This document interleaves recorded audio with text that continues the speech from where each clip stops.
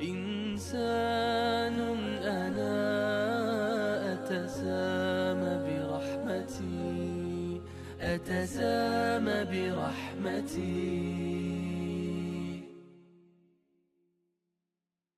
السلام علیکم ورحمۃ اللہ وبرکاتہ. الحمدللہ والصلاة والسلام علی رسول اللہ، اما بعد. محترم ناظرین اکرام، ہم آپ تمام کا استقبال کرتے ہیں مرسی ٹی وی کے اس خصوصی پروگرام حج مبرور میں. اس پروگرام میں ہم انشاءاللہ تعالی حج کے مسنون طریقے اور اسی طرح مناسک حج کو کتاب و سنت کی روشنی میں سیکھیں گے تاکہ اس عظیم عبادت کو ہم سنت کے طریقے سے ادا کر سکیں.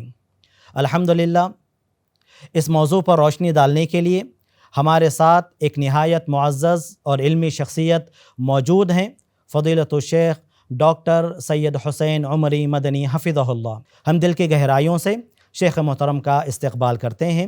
اہلاً و سہلاً و مرحبا.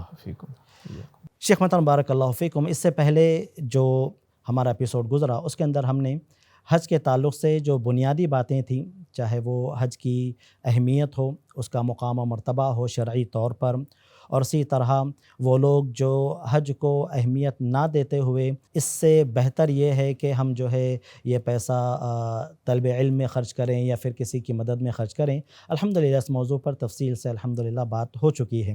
آج ہم انشاءاللہ تعالی یہ جاننے کی کوشش کرنا چاہ رہے ہیں کہ حج کی قسمیں کتنی ہیں اور ان کے درمیان فرق کیا ہے. بسم اللہ، الحمدللہ والصلاة والسلام علی رسول اللہ، اما بعد. حج کی بنیادی طور پر 3 قسمیں ہیں جی.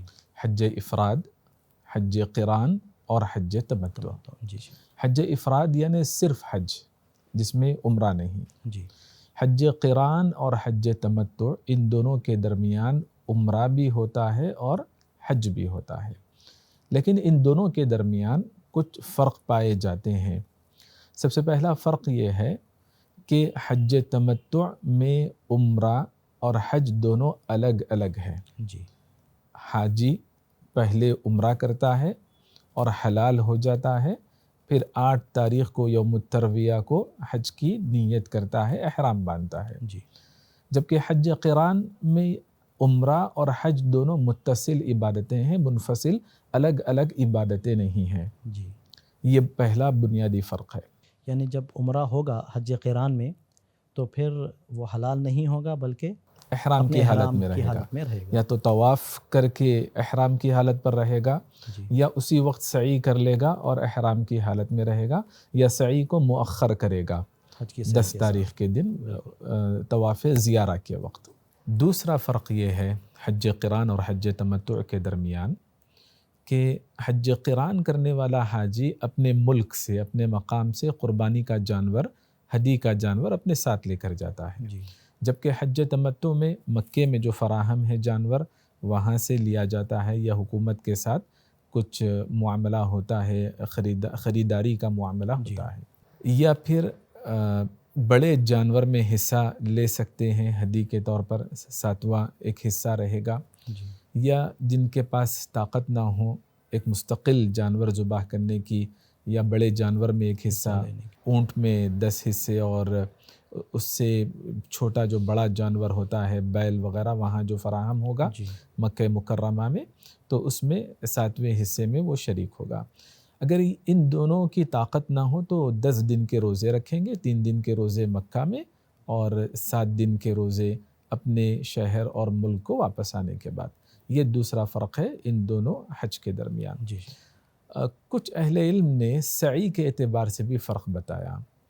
حج تمتع کرنے والے عمرے میں جو طواف قدوم ہے، جی. جو پہلا عمرہ کیا جاتا ہے، پہلا طواف کیا جاتا ہے، اس کے بعد سعی بھی کی جاتی ہے، اور اس کے بعد طواف افاضہ جب کریں گے، طواف زیارہ، طواف الصدر، الگ الگ نام اہل علم نے دیے، اس وقت بھی ان کو تمتع کرنے والوں کو سعی کرنی پڑے گی. جبکہ قران میں ایسا نہیں. طواف قدوم کے بعد اگر سعی کر لیں تو اس دن طواف زیارہ کے ساتھ سعی کو دہرانے کی ضرورت نہیں ہے. یہ 3 طرح کے فرق اہل علم نے حج قران اور حج تمتع کے درمیان بتائے ہیں. واللہ اعلم. جزاکم اللہ خیرم۔ شیخ محترم، ہدی کے تعلق سے عام طور پر عوام الناس میں ایک سوال بھی جو ہے بہت زیادہ عام ہے، وہ یہ ہے کہ کیا عمرے میں بھی قربانی ہے؟ عمرے میں بھی کیا ہدی لے جانا چاہیے؟ نبی کرم صلی اللہ علیہ وسلم کے عمرے کے تعلق سے جو ہمیں صلح حدیبیہ کے موقع پر جو بات ملتی ہے کہ اللہ کے رسول صلی اللہ علیہ وسلم نے وہاں پر جانوروں کو ذبح کیا تھا، تو کیا عمرے میں بھی قربانی ہے؟ جی، اس سلسلے میں اہل علم کے الگ الگ موقف ہیں، کچھ مشروعیت کے قائل ہیں اور کچھ عدم مشروعیت کے قائل ہیں، لیکن راجح بات یہ ہے کہ مشروعیت ہے اس کی بھی، لیکن جانور ابن عثیمین رحمہ اللہ نے ان روایات کے پیش نظر بتایا کہ معتمر کو، عمرہ کرنے والے کو اپنے ساتھ جانور لے کے جانا چاہیے، اور یہ دائمی عمل نہیں، کبھی کبھار کا عمل ہے۔ جی، تو جو ساتھ میں نہیں لے جا سکتے وہاں خرید کر کرنے نہیں کی کریں ضرورت گے، ان یہ کو مشروع نہیں ہے ان کے نہیں لیے۔ ہے۔ جی جی، جزاکم اللہ خیرم۔ شیخ محترم، اس کے بعد ہم جس سوال کی طرف آگے بڑھ رہے ہیں اس کا تعلق حج کے شروط، ارکان اور واجبات سے ہے۔ تو اس سوال پر گفتگو کرنے سے پہلے میں یہ جاننا چاہتا ہوں کہ شروط یا پھر ہم کہیں شرط، رکن اور واجب کا فقہی تصور کیا ہے، اور ان کو جاننے کی اہمیت کیا ہے؟ کیوں ہمیں جاننا چاہیے کہ یہ چیز واجب ہے، یہ رکن ہے، اور اسی طرح یہ شرط میں آ رہا ہے؟ جی، کیونکہ بعض لوگ یہ کہتے ہیں کہ بھئی جب اللہ کے رسول صلی اللہ علیہ وسلم نے اسے کیا ہے تو ہم بھی اسے کریں گے۔ یہ جاننے کی کیوں ضرورت ہمیں پیش آ رہی ہے کہ یہ واجب عمل ہے، یہ رکن ہے، یا پھر یہ شرط ہے؟ جزاکم اللہ خیراً۔ اللہ کے نبی صلی اللہ علیہ وسلم نے جو کیا اس کے کئی درجہ بندیاں ہیں، فرق مراتب ہیں۔ جی، کچھ کام لازمی طور پر کرنے کے ہیں جن کو ہم شروط سے تعبیر کریں گے، ارکان سے تعبیر کریں گے، شرط اور رکن بتائیں گے۔ کچھ کام واجبات کے درجے میں ہیں، فرائض کے درجے میں ہیں، یعنی وہ بھی ضروری ہے لیکن اس کا کوئی بدل ہو سکتا ہے، جبکہ شرط اور رکن ایسا کام ہے کہ عبادت میں اگر وہ فوت ہو جائے تو اس کا کوئی بدل نہیں ہوگا۔ جی، تو اللہ کے نبی صلی اللہ علیہ وسلم نے جن کاموں کو انجام دیا، کچھ کام حکم کے اعتبار سے سنت کے درجے میں ہیں، آداب کے درجے میں ہیں اور مستحبات کے درجے میں ہیں، تو اہل علم روایتوں میں اور آیتوں میں جو الفاظ، جو صیغے، جو اسلوب آئے ہیں جی، ان کے پیش نظر حکم بتاتے ہیں کہ یہ لازمی ہے یا غیر لازمی ہے۔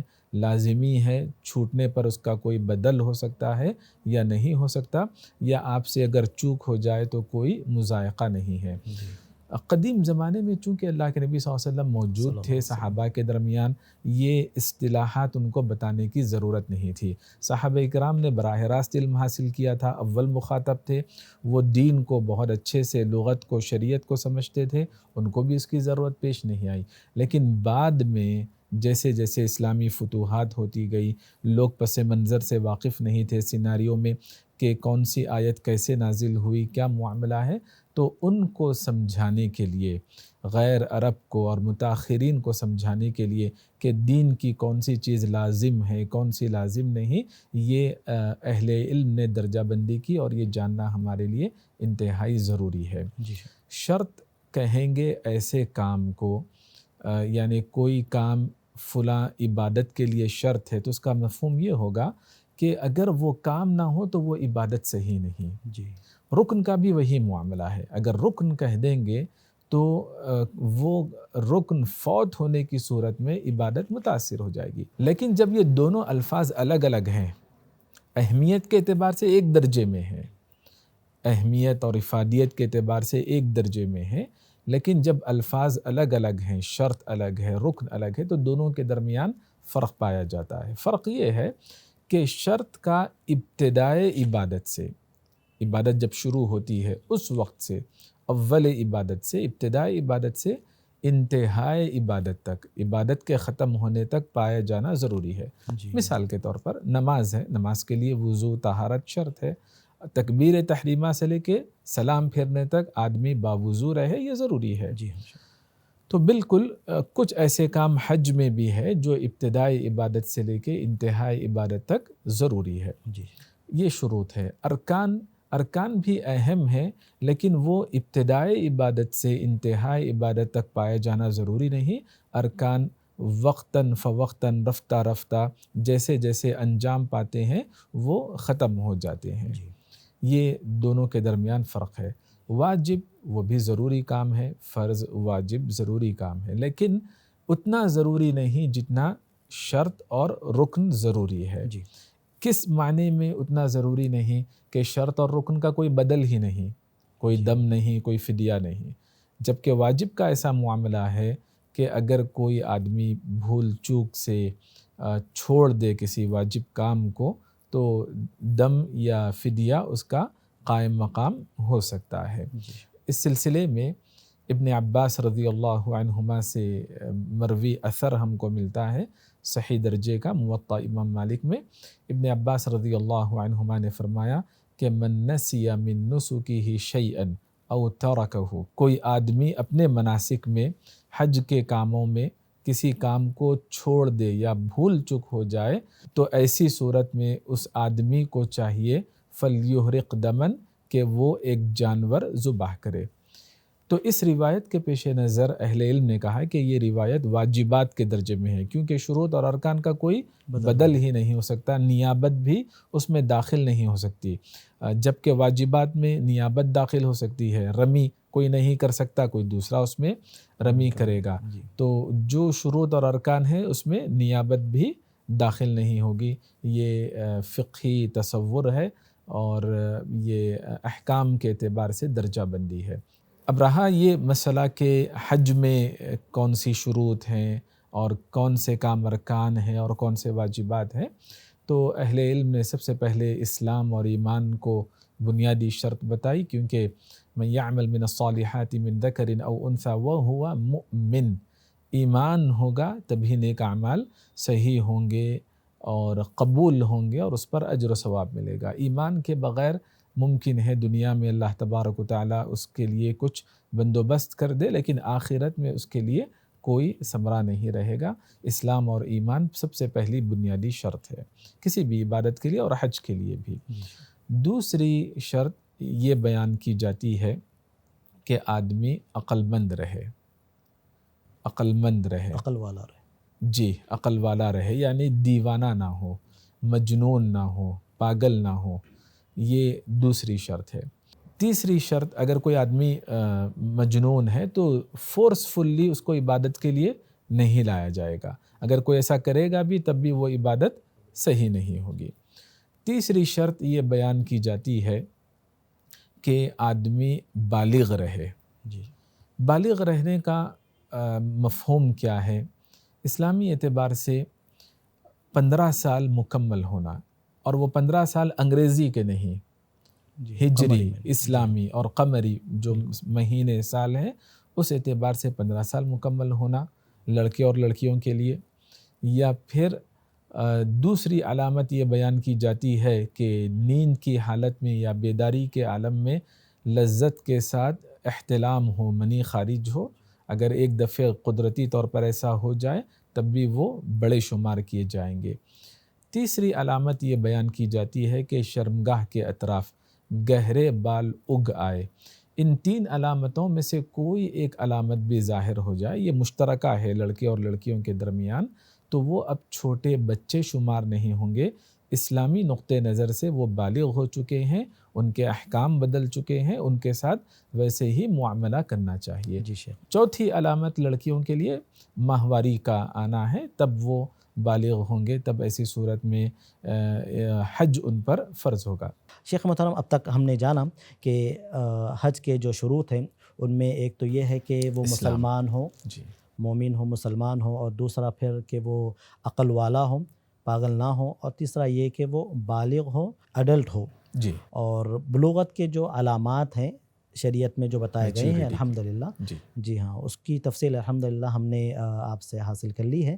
اب اس کے جو بقیہ جو شروط ہیں شیخ، ہم وہ جاننا چاہیں گے۔ بارک اللہ فیکم۔ اسلام اور عقل اور بلوغت کے بعد میں شروط میں چوتھی شرط یہ ہے کہ قدرت رہنی چاہیے، استطاعت رہنی چاہیے، طاقت رہنی چاہیے، اور یہ قدرت دو طرح سے ہے، ایک مالی اعتبار سے بھی ہے اور دوسرا جسمانی اعتبار سے بھی ہے۔ یہ کیوں شرط ہے؟ کیونکہ اللہ تبارک و تعالیٰ نے حج کی فرضیت کی جب بات بتائی وَلِلَّهِ عَلَى النَّاسِ حِجُّ الْبَيْتِ، تو ناس لوگوں میں کس طرح کے لوگوں پر یہ عبادت فرض ہے؟ من استطاع الیہ سبیلا، جی جن کے پاس سکت ہے، طاقت ہے، استطاعت ہے، انہی پر اللہ تبارک و تعالیٰ نے اس عبادت کو لازم قرار دیا۔ جی تو یہ جو سکت ہوگی دو اعتبارات سے ہوگی، ایک مالی اعتبار سے ہوگی اور دوسرا جسمانی اعتبار سے۔ جی جسمانی اعتبار سے کیوں؟ کیونکہ ایک حدیث قدسی ہم کو ملتی ہے ان عبدا صححت له جسمه ووسعت علیہ فی المعیشہ، دونوں باتیں اللہ تبارک و تعالیٰ نے حدیث قدسی میں بیان فرمائی جو طاقت اور استطاعت کے دائرے میں ہیں۔ اہل علم نے طاقت اور استطاعت میں عورتوں کے لیے ایک اضافہ کیا، وہ یہ ہے کہ محرم پایا جائے، جی تو یہ بھی شرط میں داخل ہے۔ شیخ، محرم کون ہیں شرعاً؟ اگر ہم اس کا معنی جاننا چاہیں کہ عورت کے لیے محرم کون ہیں کہ جن سے انہیں حجاب کرنے کی ضرورت نہیں، پردہ کرنے کی ضرورت نہیں، اور سفر میں وہ ان کے ساتھ رہیں گی؟ محرم یعنی وہ شخص جس سے نکاح نہیں کیا جا سکتا، غیر محرم جس سے نکاح کرنے کی گنجائش ہے فقہ کے اعتبار سے، فقہی حکم کے اعتبار سے۔ تو جو رشتے ایسے ہیں، والد ہیں، بیٹے ہیں، اولاد ہیں، بھائی ہیں اور بھتیجے ہیں، بھانجے ہیں، چچا تایا ہیں، ماموں ہیں، یہ سب محرم میں داخل ہیں۔ رضاعی بھائی بہن بھی، یہ بھی محرم رشتوں میں شامل کیے جاتے ہیں۔ جی تو محرم کا مطلب یہ ہوا کہ جن سے نکاح کرنا حرام ہے، وہ فطرت سلیمہ پر بھی رہنا چاہیے۔ کبھی اخلاقی بگاڑ، منشیات، انٹاکسیکینٹ نشہ آور چیزوں کے استعمال کی وجہ سے اخلاقی بگاڑ آ جاتا ہے، تو وہ بھی باتوں کا ہم کو خیال رکھنا چاہیے۔ یعنی محرم ان چیزوں سے پاک ہو۔ جی جی جی کیونکہ آدمی بے قابو ہو جاتا نشے کی حالت میں، اچھے اور برے کی تمیز اس کے پاس نہیں رہتی ہے۔ جی شیخ، اور محرم کے لیے کیا بلوغت کی بھی شرط ہے شیخ؟ جی، محرم کا مقصد یہ ہے کہ عورت کی وہ حفاظت کر سکے، اور اگر بچے ہوں گے تو وہ حفاظت نہیں کر پائیں گے۔ یہ بنیادی نقطہ اہل علم نے بتایا کہ محرم کا مقصد، اللہ کے نبی صلی اللہ علیہ وسلم نے بغیر محرم سفر کرنے سے جو منع کیا، مقصد یہ ہے کہ عورت کی حفاظت ہو سکے۔ تو بچوں میں یہ صلاحیت نہیں پائی جاتی، اسی لیے اہل علم نے کہا کہ محرم بڑے اور بالغ ہونے چاہیے، اور بلوغت کی علامتوں میں سے کوئی ایک علامت بھی آ جائے اور وہ اپنے فرض منصبی کو سمجھ سکے، ذمہ داری کو سمجھ سکے تو کافی ہے۔ جی شیخ، اور یہ محرم کی جو شرط ہے خواتین کے لیے، یہ کیا سفر حج کے لیے خاص ہے یا عمومی سفر کے لیے بھی یہی شرط رہے گی؟ اللہ کے نبی صلی اللہ علیہ وسلم سے جو روایتیں ہم کو ملتی ہیں، عمومی سفر کے لیے بھی محرم کا رہنا شرط ہے، ضروری ہے۔ صحابہ کرام کو سفر سے واپس بھیج دیتے جب ان کی اہلیہ بغیر محرم سفر حج پر نکل رہی ہو، تو اللہ کے نبی صلی اللہ علیہ وسلم نے تاکید جو فرمائی وہ عمومی طور پر فرمائی، لیکن اس کے لیے بھی خصوصی طور پر حج کے لیے بھی ہم کو روایتیں ملتی ہیں، لہٰذا محرم کا رہنا اس سفر میں بھی ضروری ہے، اس میں کوئی دو رائے نہیں ہے۔ لیکن فقہی حکم کے اعتبار سے علماء کے درمیان کچھ اختلاف پایا جاتا ہے۔ کچھ اہل علم نے، جیسے حنفی مسلک کے اہل علم نے کہا کہ محرم شرط ہے، اس کے بغیر سفر کرنا ہی نہیں چاہیے۔ کچھ اہل علم نے کہا کہ محرم شرط نہیں، جیسے شافعی مسلک کے لوگوں کا یہ ماننا ہے۔ کچھ اہل علم نے تفصیل بیان کی، محرم ضروری ہے اگر فراہم ہو، کچھ ایسی خواتین ہوں گی جن کا محرم نہیں ہوگا تو وہ حج کرنا چاہیں تو یہ شرط ان سے فوت ہو جائے گی۔ یہ مالکی مسلک کے اہل علم کا اس طرح سے ماننا ہے۔ امام ابن تیمیہ رحمۃ اللہ علیہ نے بھی اس موقف سے اتفاق کیا کہ جو فرض حج ہے، فرض عمرہ ہے، اس کے سفر کے لیے محرم اس درجے میں شرط نہیں جیسے عام سفروں میں شرط ہے۔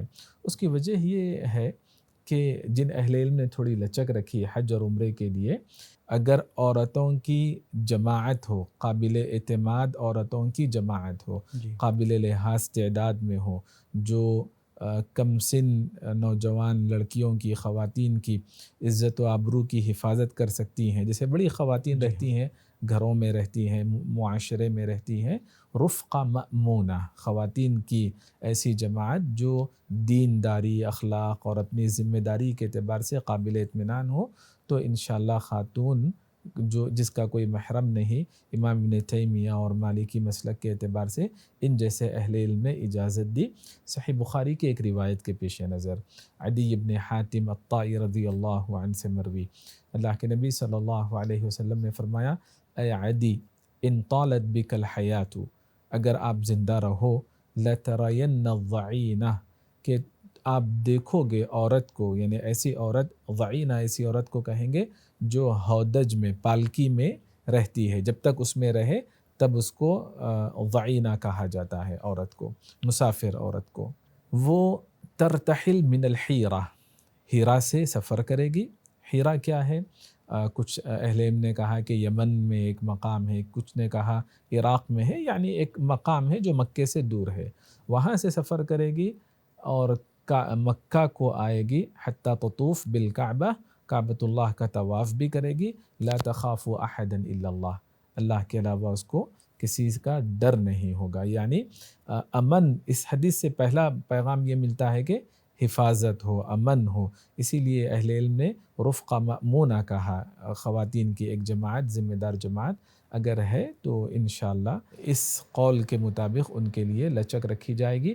دیگر اہل علم نے، جمہور نے، علماء کی میجورٹی نے جو بات بتائی کہ شرط ہے، اس سے پتہ چلتا ہے، شیخ البانی رحمہ اللہ نے کہا اور لجنہ دائمہ کبار علماء نے یہ بات بتائی کہ جس قول کے مطابق کہ شرط ہے کہ اگر بغیر محرم عورت سفر کر لے، نہیں کرنا چاہیے، کر لے تو حج تو صحیح ہو جائے گا، لیکن بغیر محرم سفر کرنے کا اس کو گناہ ہو سکتا ہے. واللہ اعلم. عورت کے سفر حج میں محرم کے سلسلے میں اہل علم کے درمیان علم کی روشنی میں یہ لچک یا اختلاف پایا جاتا ہے. جی شیخ، جزاکم اللہ خیرا. اسی طرح حریت بھی کیا اس کے لیے شرط ہے حج کے لیے؟ حریت کے وہ آزاد ہو؟ جی، کچھ اہل علم نے اس کو شامل کیا، لیکن چونکہ موجودہ دور میں یہ نظام نہیں اور لوگ پہلی دفعہ احکام جانتے ہیں، جو چیز ان کے لیے ضروری نہیں ہے وہ طاقت سے زیادہ بوجھ والی بات رہے گی. بہت سارے احکام ہیں جو موجودہ دور میں ان کا کوئی دخل نہیں، تو اہل علم ان سے گریز کرتے ہیں تاکہ جو جاننا ضروری ہے، جن پر عمل کرنا ضروری ہے، وہ اچھے سے سمجھ سکیں. جزاکم اللہ خیرا. شیخ محترم، ایک شرط ہم نے ابھی یہی جانی کہ وہ بالغ ہو، تبھی ایک معنوں میں اس پر حج فرض ہوگا. اگر بچے عمرہ کریں اور اسی طرح بچے حج کریں تو کیا وہ ان سے قبول ہوگا؟ اور اگر قبول ہوگا تو اس کا اجر و ثواب والدین اور بچے دونوں کو ملے گا؟ اور اسی طرح اگر وہ بلوغت سے پہلے حج کر لیے ہیں تو کیا بلوغت کے بعد دوبارہ انہیں حج کرنا پڑے گا؟ بارک اللہ فیکم. اعمال درست ہونے کے لیے کم از کم سن تمیز ہونی چاہیے. جی، عبادتیں صحیح ہونے کے لیے سن تمیز ہونی چاہیے، اور تمیز کی عمر اہل علم نے جو بیان کی 7 سال مکمل ہونے چاہیے. جی. اگر 7 سال سے پہلے عبادتوں کی عادت ڈالی جا رہی ہے تو تربیت کرنے کا اجر ملے گا، لیکن عبادت کا اجر ملنے کے لیے 7 سال کا ہونا ضروری ہے، مکمل ہونا. کیونکہ اللہ کے نبی صلی اللہ علیہ وسلم نے فرمایا کہ جب بچے 7 سال مکمل کر لیں تو تم ان کو نماز کا حکم دو. تو اس روایت کے پیش نظر اہل علم نے یہ بات بتائی. ایک خاتون نے اللہ کے نبی صلی اللہ علیہ وسلم کے سامنے بچے کو اٹھایا اور پوچھا کہ کیا اس کے لیے حج ہے؟ تو اللہ کے نبی صلی اللہ علیہ وسلم نے منع نہیں کیا، فرمایا کہ ہاں اس کے لیے حج ہے، لیکن آپ کے لیے اجر ہے کیونکہ وہ نابالغ تھا. تو اہل علم نے کہا کہ یہ بھی 7 سال کا بچہ تھا. دیگر روایات سے یہ بات معلوم ہوتی ہے کہ وہ 7 سال مکمل کر چکا تھا. تو 7 سال سے پہلے بچے جتنی بھی عبادت کرتے ہیں وہ خیر کے کاموں کی تربیت وغیرہ کا ان کو اجر ملے گا، اور ان کو بھی اور ان کے والدین کو بھی. بچوں کے لیے عبادتیں ان کی اپنی مستقل عبادت تصور ہونے کے لیے، شمار ہونے کے لیے 7 سال ہونا ضروری ہے. لیکن بلوغت سے پہلے جو عبادتیں ہوتی ہیں وہ عبادتیں، وہ فرض عبادتیں شمار نہیں ہوگی. جب بالغ ہوں گے تو دوبارہ ان کو فریضہ ادا کرنا پڑے گا، چاہے حج کا ہو یا کوئی اور فریضہ ہو. جی، یعنی بلوغت سے پہلے اگر وہ حج کر لیے ہیں تو پھر بلوغت کے بعد اگر ان پر حج فرض ہو رہا ہے تو دہرانا پڑے گا ان کو. جزاکم اللہ خیر. محترم ناظرین، الحمدللہ حج کے متعلق جو اہم معلومات ہیں وہ ہم آپ تک جو ہے کتاب و سنت کی روشنی میں پہنچانے کی کوشش کر رہے ہیں. الحمدللہ اب تک ہم نے حج کی قسمیں کتنی ہیں اور اسی طرح ان کے درمیان فرق کیا ہے، اسی طرح شرط، رکن اور واجب کسے کہتے ہیں، فقہ میں اس کا معنی و مطلب کیا ہوتا ہے، اور اسی طرح عبادتوں کے اندر اس کا اثر کیا ہوگا قبولیت کے تعلق سے، اور اسی طرح لازم وہ ہے یا نہیں اس کے تعلق سے الحمدللہ ہم نے تفصیلات آپ کے سامنے رکھی. اور اسی طرح حج کے جو شرائط ہیں، جو شروط ہیں، الحمدللہ ہم نے وہ بھی شیخ محترم سے جو ہے آج جانا. یہاں پر ہمارے اس ایپیسوڈ کا وقت مکمل ہو رہا ہے. انشاءاللہ تعالی اگلے ایپیسوڈ میں حج سے متعلق ہی دیگر نئی معلومات کے ساتھ اور نئے احکام کے ساتھ انشاءاللہ تعالی شرعی ہم حاضر ہوں گے. تب تک کے لیے اجازت دیجیے. جزاکم اللہ خیرا وآخر دعوانا الحمدللہ رب العالمین وصلی اللہ علی نبینا محمد.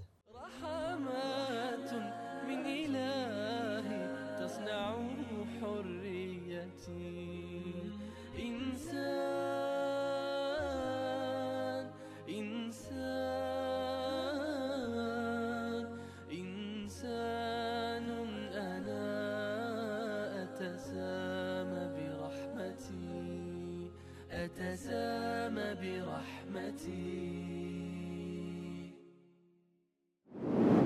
مرسی ٹی وی کے مزید ویڈیوز کے لیے ہمارے چینل کو سبسکرائب کریں اور بیل آئیکن کو ضرور دبائیں. جزاک اللہ خیرا. مرسی ٹی وی، پیغام رحمت.